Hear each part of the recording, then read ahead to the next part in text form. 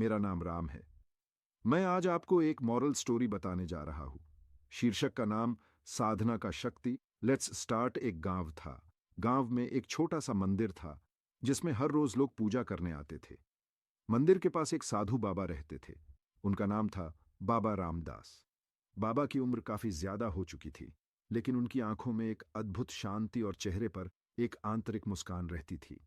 हर व्यक्ति उनकी शरण में आकर मानसिक शांति और समृद्धि की प्राप्ति के बारे में बात करता था। लेकिन एक बात थी जो बहुत कम लोग जानते थे। बाबा रामदास ने अपनी सारी साधना केवल ध्यान और मेडिटेशन से की थी। गांव में एक युवा लड़का था जिसका नाम था विजय। वह काफी परेशान रहता था और उसके मन में हमेशा उथल पुथल मची रहती थी। उसे लगता था कि उसकी जिंदगी में कुछ खास नहीं है। वह हर दिन अपनी असफलताओं के बारे में सोचता और कोई रास्ता नहीं दिखता था। एक दिन उसने सुना कि बाबा रामदास ने अपनी साधना के माध्यम से बहुत कुछ प्राप्त किया है। यह सुनकर विजय ने तय किया कि वह बाबा से मिलने जाएगा।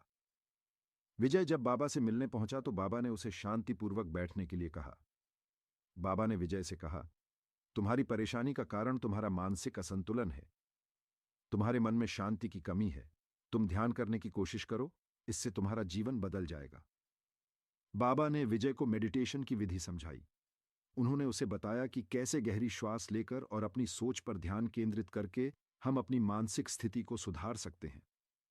विजय ने बाबा की बातों को ध्यान से सुना और एक छोटे से स्थान पर ध्यान करना शुरू कर दिया। विजय ने प्रतिदिन ध्यान करना शुरू किया। पहले कुछ दिन उसे बहुत मुश्किल हुई, लेकिन धीरे धीरे उसकी मानसिक स्थिति में बदलाव आने लगा।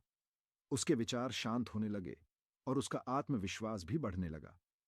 वह अब अपने जीवन में आने वाली समस्याओं को पहले से बेहतर तरीके से संभालने लगा था। कुछ महीनों बाद विजय ने अपने जीवन में एक नई ऊर्जा महसूस की। उसने महसूस किया कि ध्यान और साधना के माध्यम से उसने अपनी मानसिक शांति प्राप्त की है। अब वह न केवल खुद से खुश था, बल्कि दूसरों के साथ भी बेहतर तरीके से जुड़ने लगा था।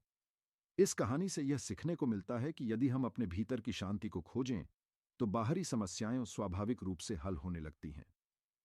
साधना और मेडिटेशन की शक्ति से हम जीवन में आने वाली चुनौतियों का सामना शांति से कर सकते हैं।